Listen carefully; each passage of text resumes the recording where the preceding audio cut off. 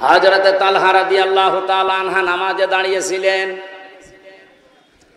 পাশেই তার বাচ্চাটা খেলা করছিল। পাহাড়ি এলাকা থেকে একটা সাপ এসে বাচ্চাটাকে জড়িয়ে ফেলেছে। হযরতে তালহা নামাজে আছে, এজন্য স্ত্রী তাকে ডাক দেন নাই। আশপাশের মানুষগুলো ডাক দিয়ে সাপটাকে মেরে বাচ্চাটাকে বিপদমুক্ত করে দাঁড়িয়ে আছে। নামাজ শেষ হয়ে গেল। জিজ্ঞাসা করলেন স্ত্রী, এত মানুষ বাড়ির ভেতরে কি করে? স্ত্রী বলে, সুবহানাল্লাহ, আল্লাহু আকবার। আর যখন নামাজে ছিলেন ওই সময় পাহাড়ি এলাকা থেকে একটা সাপ এসে বাচ্চাটাকে জড়িয়ে ফেলেছিল। আপনি নামাজে আছেন, এর জন্য আমি কিছু বলি না। আশপাশের মানুষজন ডাক দিয়ে সাপটাকে আমরা মেরে ফেলেছি, বাচ্চাটাকে এখন বিপদ মুক্ত করে আমরা বসে আছি। ও স্বামী, এতগুলো কাজ সব তো আপনার সামনেই ঘটছিল, একটা বারের জন্যও কি নজর আপনার ওইদিকে যায় নাই? হযরতে তালহা বলেন, স্ত্রী, আমি যখন নামাজে ছিলাম আমার মালিকের সাথে আমার কথা হচ্ছিল। আমি যখন বলছিলাম আলহামদুলিল্লাহি রাব্বিল আলামিন, আমার যে মনে হচ্ছে আমার আল্লাহ মনে হয় এ কথার জবাব আমার কানের মধ্যে শুনিয়ে দিচ্ছে। স্ত্রী নামাজে দাঁড়িয়ে আল্লাহর সাথে যখন কথা হয়, যদি মন এদিকে ওদিকে চলে যায় ওই নামাজ আর নামাজ থাকে না। কি বুঝে পড়ছিলেন নামাজে বলেন আপনি? আমাদের তো এরকমই পড়া হয় নাকি? এখানে হক আদায় করে পড়ার 3 নাম্বার অর্থ হচ্ছে আপনি যে জ্ঞান ওখান থেকে পাবেন ওই প্রাপ্ত জ্ঞানের উপরে প্র্যাকটিক্যাল লাইফে আপনি মিলাবেন, সেট করবেন। আপনি যতটুকু জানবেন অতটুকুই বাস্তব জীবনে আপনাকে সেট করা লাগবে। আরে পড়তেছেন বসে বসে, আর আইতাল্লাযী ইউকাযযিবু বিদ্দীন ফাযালিকাল্লাযী ইয়াদউল ইয়াতীম ওয়ালা ইয়াহুদ্দু আলা তুআমিল মিসকিন। হঠাৎ একজন ফকির, একজন ভিক্ষুক এতিম এসে আপনার কাছে সাহায্য চেয়েছে।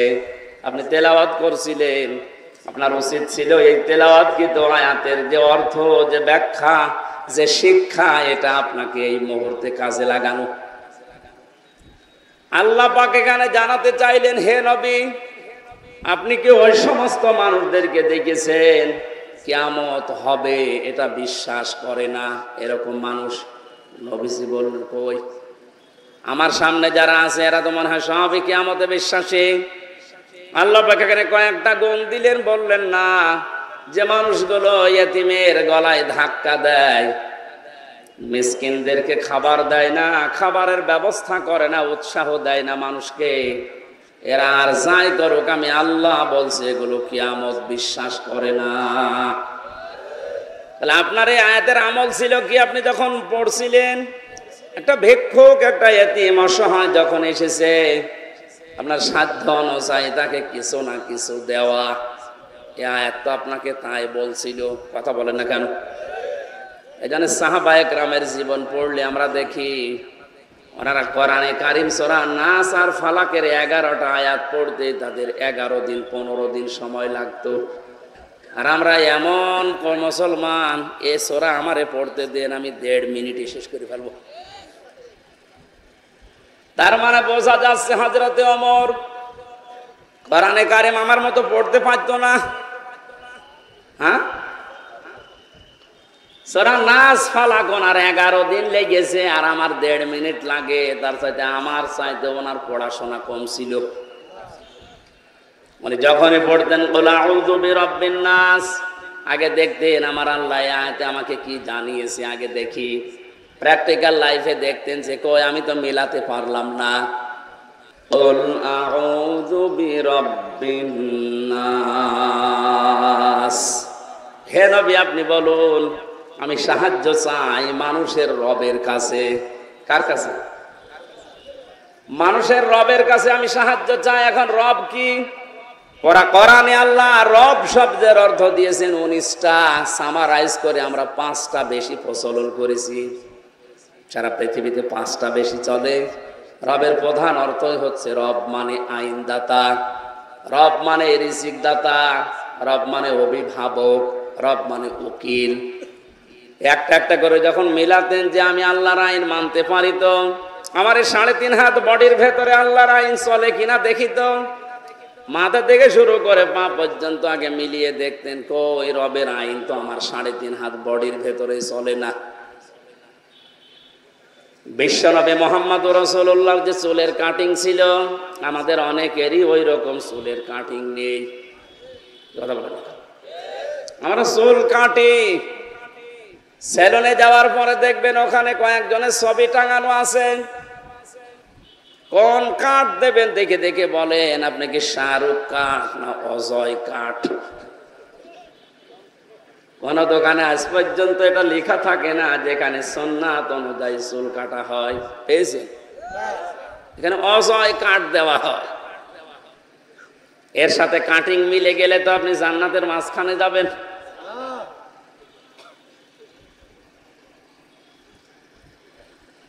মাথার পরে আপনি নিচে নামেন একটা একটা করে, মোচের দিকে তাকালে আপনার মোচ রসুলের মতো হচ্ছে না, দাড়ির দিকে তাকালে আপনার দাড়ি রসুলের মতো হয় না।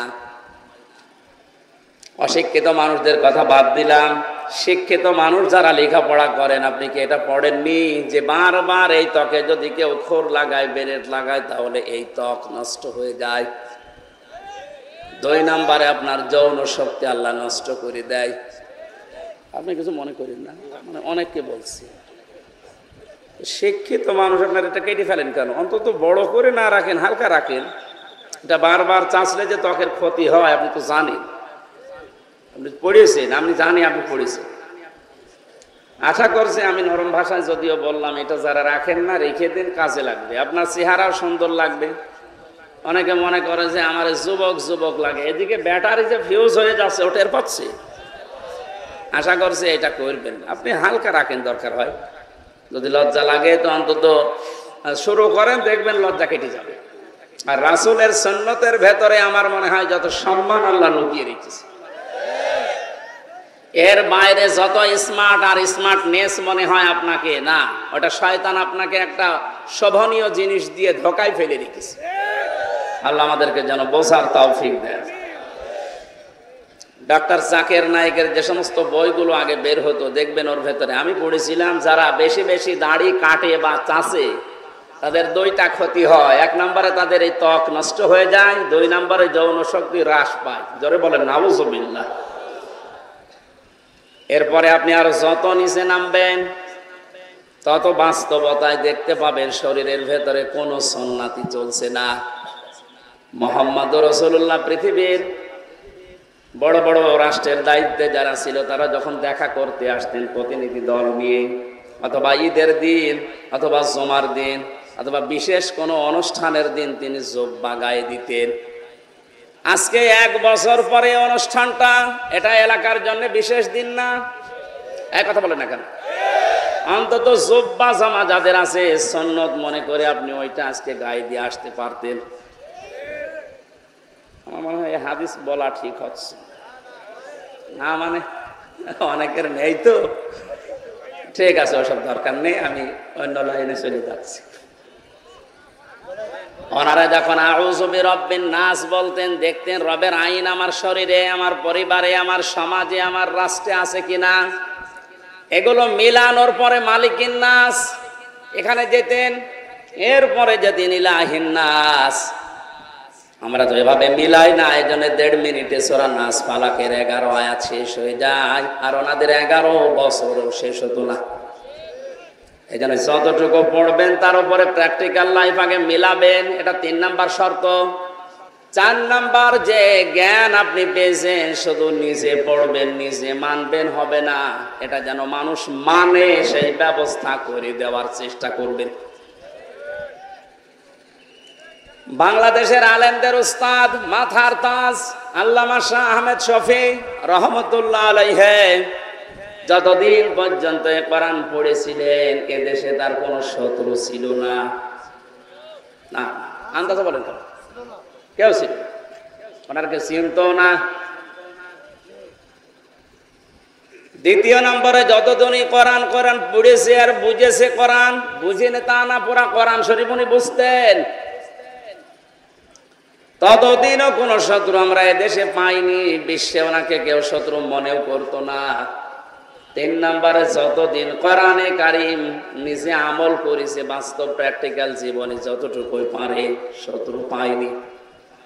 যখনই 4 নাম্বারটা বলেছে না এটা আমি মানুষকে মানাতে চাই, এর ভেতরে আছে ওয়াল্লাযীনা ইউযুনা রাসূলাল্লাহি লাহুম আযাবুন আলীম। সূরা তাওবা 10 নম্বর পারা 15 নম্বর পৃষ্ঠা 15 নম্বর লাইনের 61 নম্বর আয়াতের শেষের দিকে আছে আল্লাহ পাক বলেন পৃথিবীতে যারা রাসূলকে কষ্ট দিচ্ছে ভবিষ্যতেও দেবে, এদের জন্য যন্ত্রণাদায়ক আযাব আমি আল্লাহ রেডি করছি। বলেন নাউজুবিল্লাহ। মানে যখন এইটা দেখেছিলেন যে নবীজির সম্মান নিয়ে সিনেমিনি খেলা হচ্ছে, না এটা আমি মানতে দেব না, এটা আমি মানুষকে মানাবো, তখনই তার নাম পাল্টিয়ে দিয়েছে তেতুল হুজুর। নাম কি তেতুল হুজুর? কি সুন্দর নাম দেখেন না, শাহ আহমেদ শফিক, নামই পাল্টিয়ে গেছে। নবীজির হাদিসের দ্বিতীয় পয়েন্টে কিন্তু এইটাই ছিল, কোরআন যদি এই 4টা শর্ত অনুযায়ী আপনি পড়তে পারেন, ফাস্তাযহারাহু, এবং কোরআনকে যদি এজহার করা, স্পষ্ট করা, বিজয় করার জন্য আপনি চিন্তা ভাবনা থাকে, আপনার কর্ম থাকে, তাহলে হালালকে হালাল আপনি মানতে পারবেন আর হারামকে হারাম মেনে চলতে পারবেন। এই জন্য মাঝখানে দেখবেন ফা আছে। বালাগাত মান্তিকের কায়দায় ফাটা প্রায় 9টা অর্থে ব্যবহার হয়। ফা শব্দটা যেখানে সেখানে আন্দাজে দেওয়া হয় না, আগে দেখা হয় পরে দেখা হয়। দেখতে পাওয়া যায় যে আগের শর্তগুলো যদি কেউ মেনে নিতে পারে সত্যি সত্যি, তখন ব্যাখ্যা দেওয়ার জন্য মাঝখানে ফা লাগানো হয়। নবীজির প্রতিটা শব্দ গবেষণামূলক, এমনিতে ফা না দিলে অর্থ হয়ে যেত। আপনি যত আলেম আছে জিজ্ঞাসা করেন তো, ফা হাল্লা হালালাহু কেন দেওয়া লাগবে? শব্দ তো প্রথমে ফাস্তাযহারাহু। যারা কোরআনকে এজহার করাবে, দাঁড় করাবে, বিজয় করার চিন্তা ভাবনা করবে, তাহলে তার হালালকে হালাল হারামকে হারাম মানতে পারবে। যদি কোরআন প্রতিষ্ঠিত না থাকে, বিজয় না থাকে, সেখানে হালালকে হালাল জানার পরও অনেকে ইচ্ছা করলেও মানতে পারে না। এক কথা বলেন না কেন? এই যে পুলিশ ভাইরা দাঁড়িয়ে আছে, এ কোরআন যতদিন পর্যন্ত দেশে বিজয় না হবে, কায়েম না হবে, ওনারা যত ইমানদার দাবি করুক, ইচ্ছা করলেও হারামকে হারাম জানার পরও ছেড়ে দিতে পারছে না। আমার যে গাড়িটা এসেছে কুষ্টিয়া থেকে, এখান থেকে প্রায় 450 কিলো পথ আপনারা ছেড়ে দিলে, আমি যদি কুষ্টিয়ায় যাই কমপক্ষে 4 থেকে 5 জায়গায় ওনারা বলবো হুজুর দোয়া চাই। বললাম তো দোয়া তো কাহারুল থেকে করে আসলাম না, যে দোয়া নিয়ে এসেছেন ওই দোয়া দিয়ে যান। এখন যদি 4-5 জায়গায় যদি শুধু দোয়া দিতে দিতে যায়, এখন দোষ আপনি ওনাদের না, কখনো ওনাদের দোষ নেই। এখান থেকে একেবারে উপর পর্যন্ত আল্লাহর ওলি যারা বসে আছে, এখন যদি বলেন ইনারা না ইচ্ছা করলেও পারবে না, এটা কিন্তু জানে যে এটা হারাম। কারণ কোন মানুষের জিনিস না বলে খাওয়া, না বলে নেওয়া, এর নাম চুরি। এর নাম কি? আর কারো মন থেকে কোনো জিনিস যদি দিতে না চায়, জোর করে নেওয়া হারাম। আমি তো এমনি এমনি দোয়া দিয়ে দিয়েছি নাকি? এখানে কোরআন যদি এজহার না থাকে, কায়েম না থাকে, আপনি ইচ্ছা করলেও হারামকে হারাম জানার পরও ছেড়ে দিতে পারবেন না। আপনাকে বাধ্য করবে ওই পরিবেশ। হালালকে হালাল জানার পরও আপনি মানতে পারবেন না, এমন এমন পরিবেশ তৈরি হবে, আপনি ইচ্ছা করলেও হালাল জানার পরও ধরতে পারবেন না, ছেড়ে দেওয়া লাগবে। নবীজির শব্দটা চয়ন দেখেছেন যারা কোরআন পড়ে আর কোরআনকে প্রতিষ্ঠিত করা, দাঁড় করা, বিজয় করার চিন্তা ভাবনা করে দুনিয়ায়, তারা হালালকে হালাল জেনে মানতে পারে, হারামকে হারাম জেনে মানতে পারে। আল্লাহ পাক যেন তাকে জান্নাতে প্রবেশ করিয়েই দিয়েছে, করাবে তা না। আদখালাহুল্লাহুল জান্নাহ। তাহলে আজকে থেকে যদি জান্নাতে যেতে চায়, হাদিসের উপরে আমল করার দরকার নেই। এর পরবর্তী শব্দ তো আরো আরো আরো শক্ত, আরো সুসংবাদপূর্ণ শব্দ।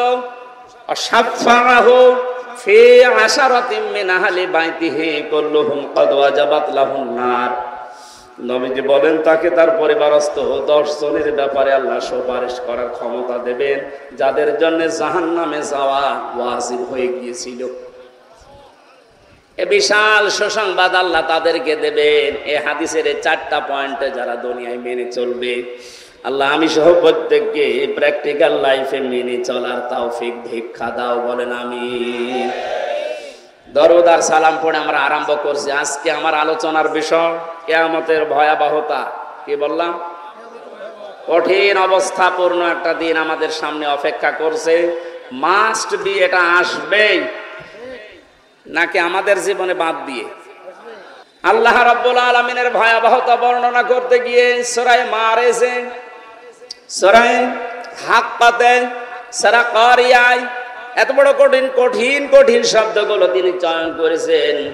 ওয়ালা ইয়াসালু হামিমুন হামিমাই ইউবাসসিরুনহুম ইয়াওয়াদ্দুল মুজরিমু লাউ ইফতাদি মিন আযাবি ইয়াউমিযিন বিবানি।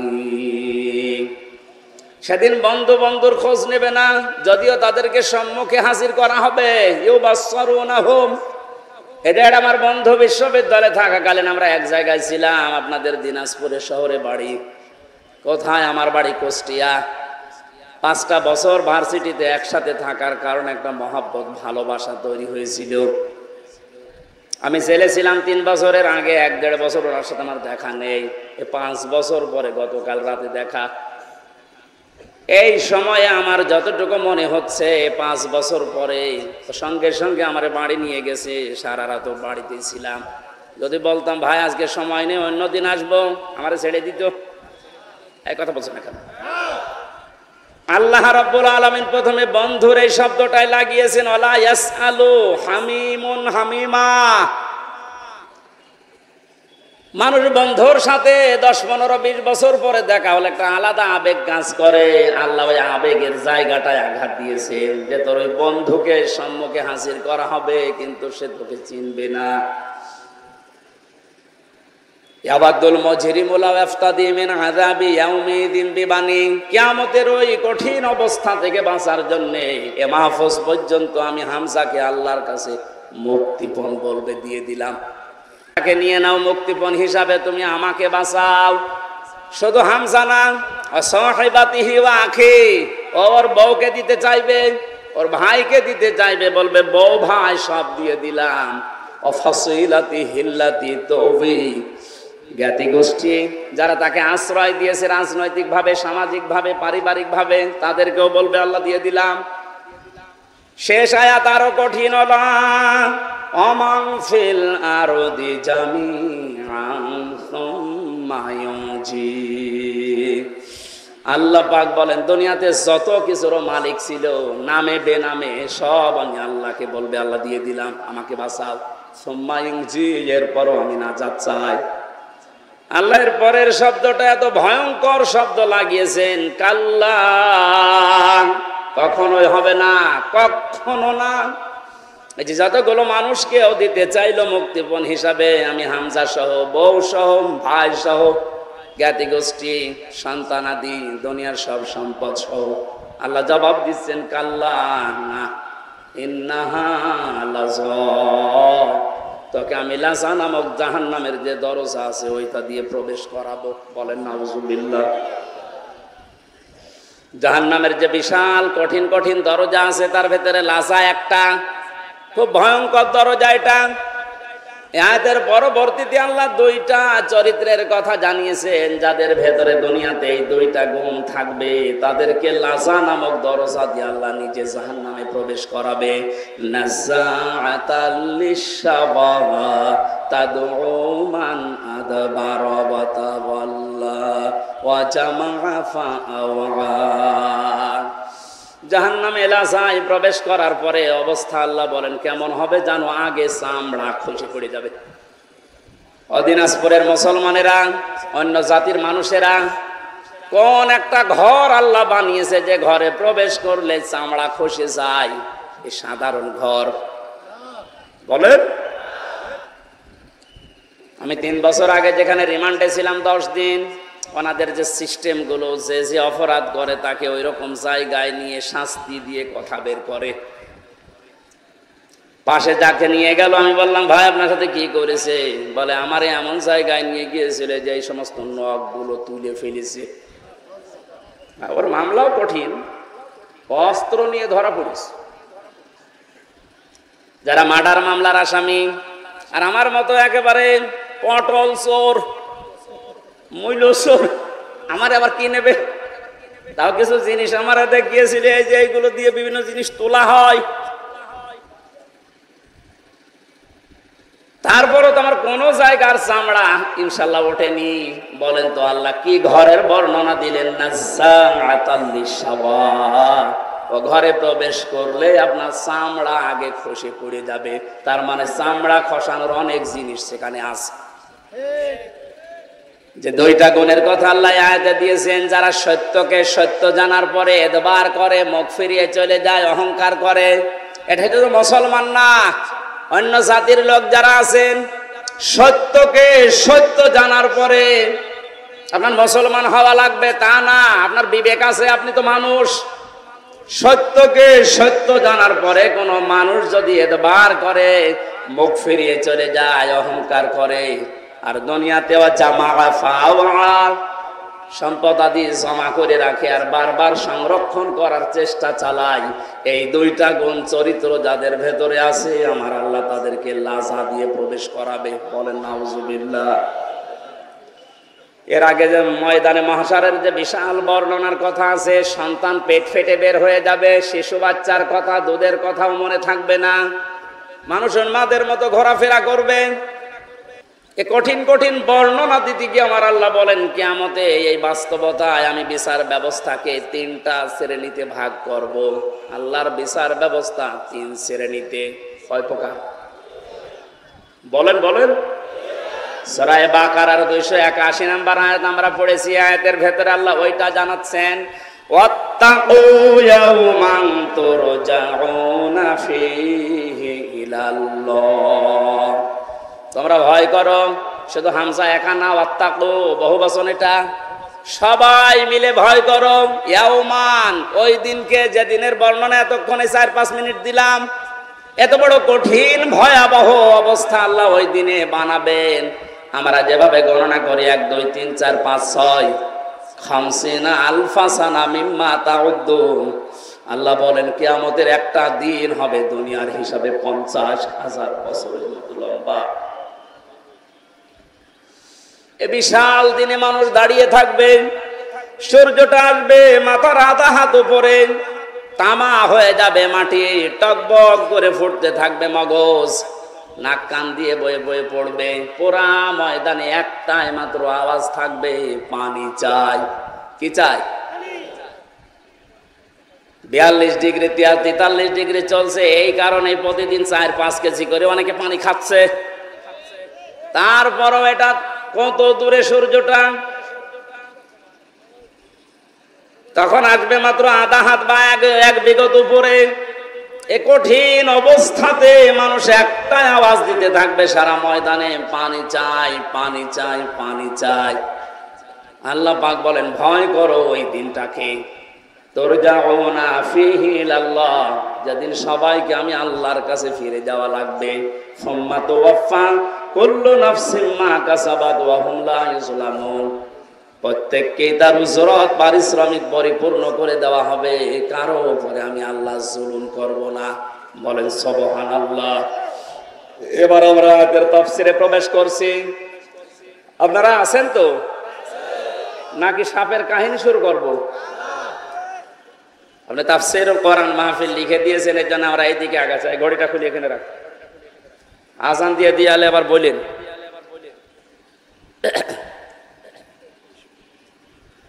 যেদিনের বিচার ব্যবস্থার কথা এবার বলছিলাম, তিনটা শ্রেণীতে পেয়েছি ইবনে কাসির তাফসীরে। 1 নম্বরে মহান আল্লাহ বিচারের ব্যবস্থা যেটা বানিয়েছে, আল্লাহর বিচার ব্যবস্থায় কোনো অবিচার নেই। জবাব দেবেন বললাম ছাত্রের মতো, আল্লাহর বিচার ব্যবস্থায় কোনো অবিচার। আরো জোরে বলেন, আল্লাহর বিচার ব্যবস্থায় ন্যায় বিচার করলে সবাই ধরা খাবে। এই ভাই, এটা ঠিক বুঝে বলেছে। আমি বললাম কোনো অবিচার নেই, ন্যায় বিচার করলে কেউ বাঁচবে না, সবাই ধরা খাবে, এটা ঠিক আছে? তা কি বিচার করবে বলেন? ন্যায় অবিচার নেই, ন্যায় বিচার করলেও বাঁচবে না, কি বিচার করবে?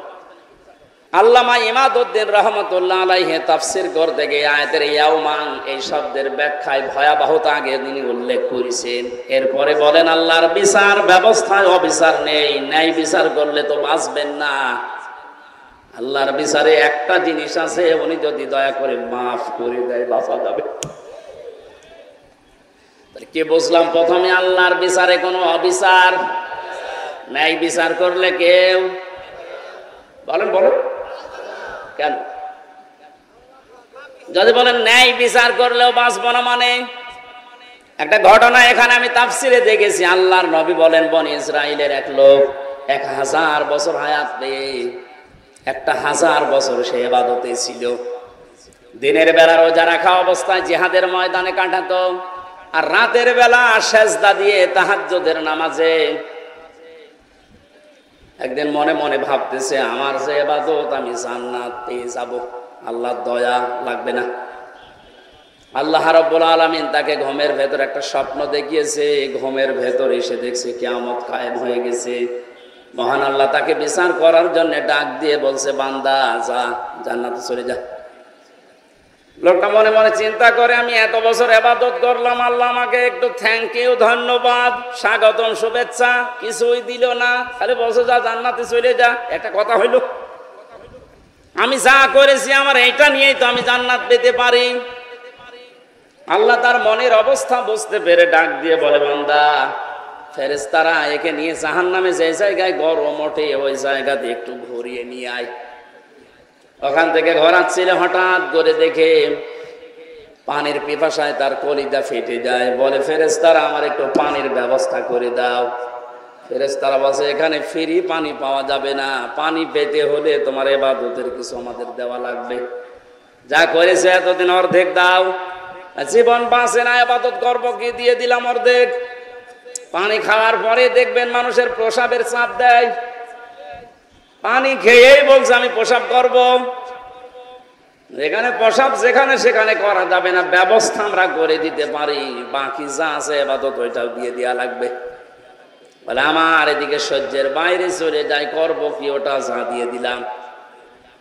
আমার আল্লাহ এবার ডাক দিয়ে বলে, বান্দা, 1 গ্লাস পানি ভেতরে ঢোকাইলে আর 1 গ্লাস বের করে ফেলে দিলে,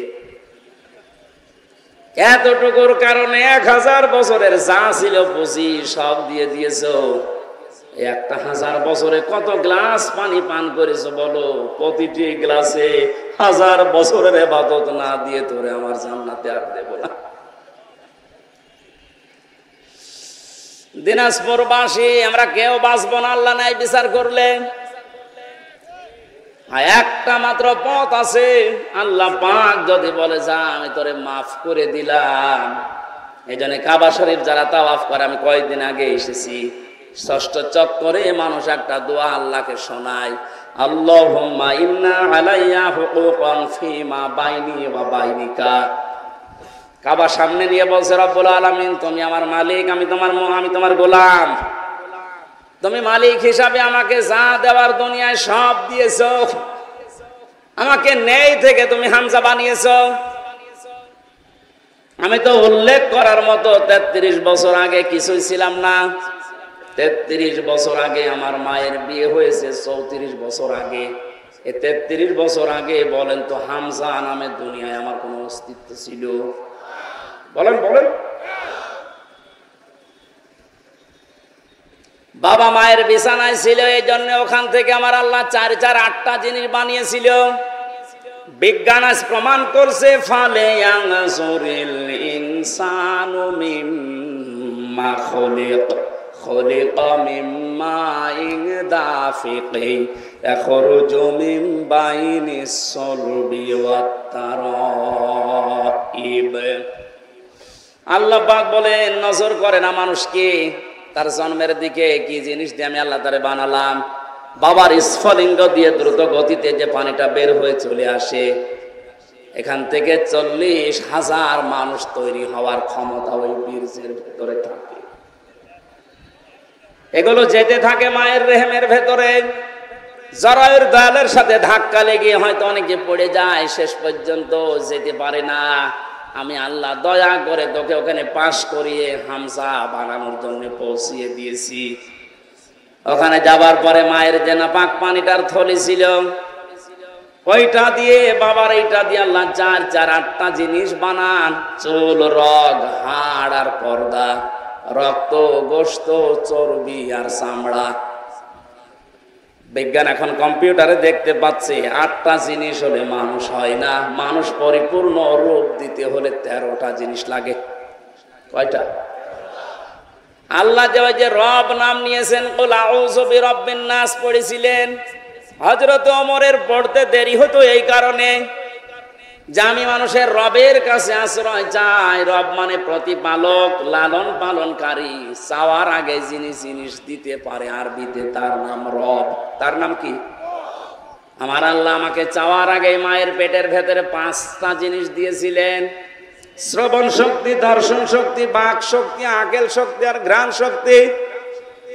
সার সহ যারাই বসে আছে একটু হেফাজত করে বলেন তো নিজে, হ্যাঁ একটু চিন্তা করে যদি আল্লাহ একটাও কম দিত, আপনি পরিপূর্ণ এ মাস্টার হয়ে আসতে পারতেন। আল্লাহ যদি আপনাকে এই দর্শন শক্তি না দিত, সূরা নাহালের 14 নম্বর পারা, 14 নম্বর পৃষ্ঠার 14 নম্বর লাইনের 78 নম্বর লাইন আয়াতে আছে, এটা মাঝের অংশে, ওয়াজাআলা লাকুমুস সামআ ওয়াল আবসারা ওয়াল আফইদা ইলা আখির আয়াত।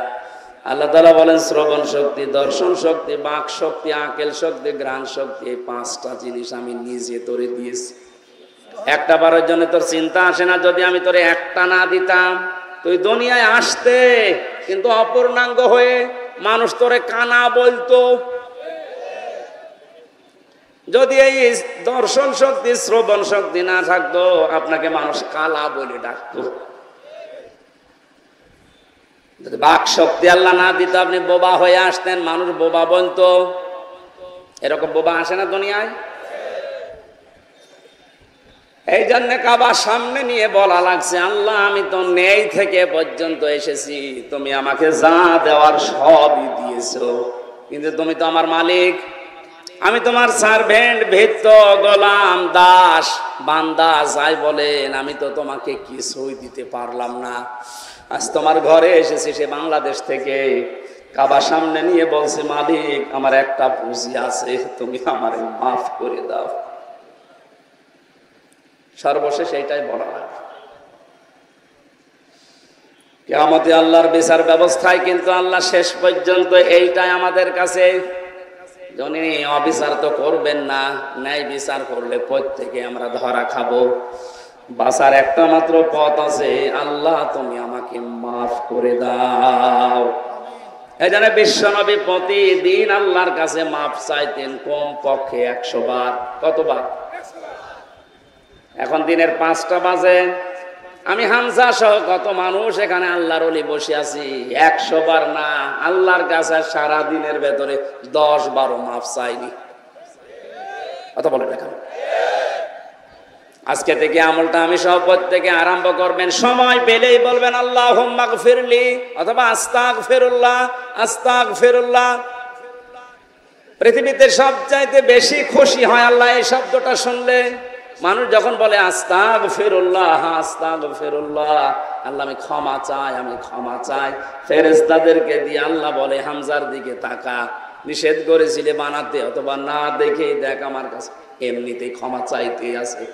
এই আমলটা আমি সব প্রত্যেকে যেন আমাদের প্র্যাকটিক্যাল লাইফে করতে পারি, বলেন আমিন।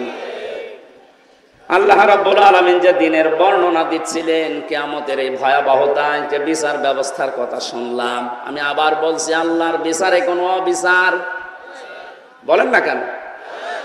ন্যায় বিচার করলে কেউ বাঁচবে? বাঁচার একটা পথ আছে, আল্লাহর ক্ষমা, আল্লাহর বলেন বলেন। তাফসিরে কাবীরের ভেতরে বেশি আল্লাহ রাব্বুল আলামিন বিচার ব্যবস্থা যখন শুরু করবেন, তার এই সিস্টেমে প্রতিটি মানুষকে আল্লাহ 3টা পর্যায়ে ডাকবেন।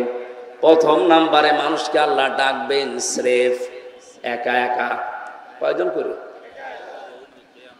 যারাই বসে আছি প্রত্যেকে আয়াতের সাথে আজকে থেকে জীবন মিলাবেন। অনেক ভ্রান্ত ধারণায় রংপুর বিভাগে আছে। অনেকেই মনে করে কিয়ামতের দিন আমার পীর সাহেবের সাথে মিছিল দিতে দিতে উঠবো। এটা চট্টগ্রাম আর বরিশাল আর সিলেট এই সমস্ত বিভাগের মানুষগুলোর ভেতরে বদ্ধমূল বেশি বিশ্বাস। ওরা অভাবে মানুষকে বোঝায় যে কিয়ামতে এক একটা মানুষ অনেক পীর সাহেব উঠবে লক্ষ লক্ষ মুরিদ নিয়ে, তখন আমিও তার পেছনে স্লোগান দিতে দিতে যাব, আমার চিন্তা নেই।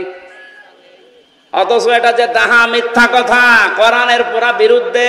সূরা মরিয়ম 16 নম্বর পারা 10 নম্বর পৃষ্ঠা 15 নম্বর লাইনের 95 নম্বর আয়াতে আছে, ওয়াকুল্লুহুম আতিহি ইয়াউমাল কিয়ামাতি ফারদা।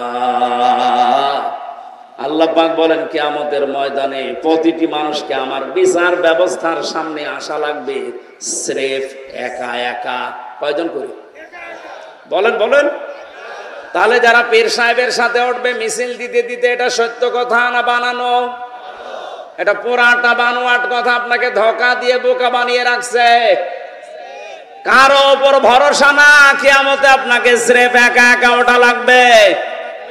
আপনি এবার নিজে ভাবেন, আপনি যখন উঠবেন একা একা, এমন কি তৈরি করে গেলেন দুনিয়ায় যে আপনি জবাব দিতে পারবেন? বলেন। সেদিন একটা কনফারেন্স দেখছিলাম, বিচারক একটা ছোট্ট বাচ্চাকে 11 বছর বয়সের অন্ধ কোরআনের হাফেজ, তাকে ডাক দিয়ে বলছে, তুমি যে ফার্স্ট হলে আজকে, অথচ তোমার চোখ নেই, তুমি অন্ধ মানুষ, আল্লাহর বিরুদ্ধে তোমার কোনো নালিশ আছে? ছেলেটা বলছে, বিচারক আমার কোনো নালিশ আল্লাহর প্রতি নেই, আমি আরো খুশি। তুমি খুশি মানে? খুশি আমি এই কারণে, কিয়ামতে যখন আল্লাহ বিচারের জন্য প্রত্যেকটি মানুষকে ওয়াকুল্লুহুম আতিহি ইয়াউমাল কিয়ামাতি ফারদা একা একা ডাকবে, আমি আল্লাহর সামনে যখন একা দাঁড়িয়ে যাব স্রেফ, আমার বিভিন্ন নিয়ামতের প্রশ্ন আমাকে জিজ্ঞাসা করবে। শেষ পর্যায়ে আল্লাহকে আমি হয়তো বলতে পারবো, মাবুদ তুমি তো আমাকে চোখ দাওনি, দুনিয়ায় অন্যান্য নিয়ামতের হিসাব আমাকে প্রথমে জিজ্ঞাসা করো না, চোখেরটা জিজ্ঞাসা করো, এইটা দিয়ে শুরু করো। প্রথমটা জিজ্ঞাসা করলে আমি বলবো, আল্লাহ আমি চোখে দেখি নাই, এই অবস্থায় হলেও দয়া করে বাকিটা আর জিজ্ঞাসা না করে মাফ করে দাও। আরে ভাই, ওর তো চোখ ছিল না, ওটা একটা কিছু নিয়ে যেতে পারছে, আপনার কি নেই? বলেন আপনার কি নেই? আপনি কি নিয়ে দাঁড়াবেন? আমি একা একা থাকলে মাঝে মাঝে আমার মনে হয়, আল্লাহ পাক যদি বিচারের এই প্রথম পর্যায়ে বলে, হামজা 2024 সালের মার্চ মাসের 31 তারিখ পর্যন্ত তোরে মাফ করে দিলাম, শুধু এপ্রিলের 1 থেকে এই 27 তারিখ পর্যন্ত জবাব দিয়ে তুমি জান্নাতে চলে যা। আমার তো মনে হয় 27 দিনে জবাব দেওয়াও ঠিকঠাক মতো আমার দ্বারা সম্ভব না। আপনারা পারবেন না? আপনারা পারবেন।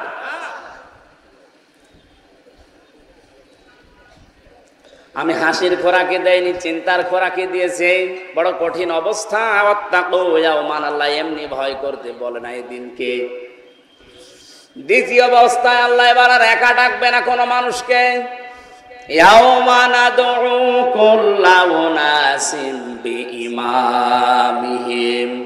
সূরা বানী ইসরাঈল 15 নম্বর পারা 8 নম্বর পৃষ্ঠার 3 নম্বর লাইনের 71 নম্বর আয়াত। এটা তাফসিরে ফি জিলালিল কোরআনে পাবেন। সাইয়্যিদ কুতুব রাহমাতুল্লাহ আলাইহি লিখেছেন, কিয়ামতে এবার আল্লাহ প্রতিটি মানুষকে ডাকবে তার নেতার সাথে। কার সাথে? দিনাজপুরের মানুষেরা কোন ধান্দায় আছেন আমি জানি না, কিয়ামতে কিন্তু আপনাকে আল্লাহ নেতা সহ ডাকবে দ্বিতীয় নম্বরে।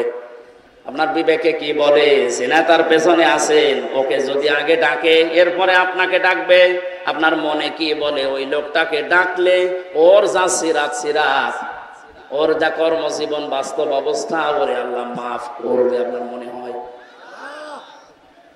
বলছেন না, এখনই ধরা খাবে।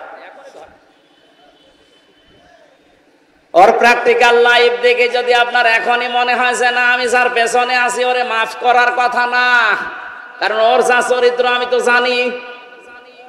তাহলে ওর পেছনে কিয়ামতে আমারে আল্লাহ ডাকবে, ওরে মাফ না করলে আমার তো মাফই নেই। এখনো বিবেকের দরজায় যাদের তালা লাগানো আছে, আমি নিচে নামতে পারলাম না, বাকিটা আপনার বিবেকের ব্যাপার। এরপরেও যদি কারো বিবেক না খোলে, আমার মনে হয় এর বিবেকের উপরে কুকুরে প্রসাব করেছে। এটাও ঠিক বলছেন মানে। 3 নাম্বার যে অবস্থাটা, এবার এটা বলবো না আর, আজকে থাক। হ্যাঁ সব বলেন বলেন মানে, আমারও তো 15 মিনিট সময় আছে। ওই যে ওইটার জন্যই তো বলছি বলবো না। ওই যে টাকা পয়সা লাগবে এদের, ওরা আমার পেছন দিক থেকে হাওয়া দিয়েছে যে এটা রেখে দিন। না না, এটা না করলে এদের মাহফিল বন্ধ হয়ে যাবে। যারা এসেছেন যা নিয়ে দেওয়ার জন্য 1টা টাকাও যেন বাড়ি নিয়ে যাবেন না। যেটা নিয়ত করে এসেছিলেন 5 মিনিটের ভেতর এটা দেবেন, তারপরে বাকিটা। আমি তো এই টাকা পয়সা তুলতে পারি না, হাওয়া দেওয়া লাগে, আমিও হাওয়া দিতে পারি না। ওই যে মাহফুজকে রাখির সাথে হাওয়া দিতে পারে, আপনি হাওয়া দেন তো, দেন হাওয়া দেন।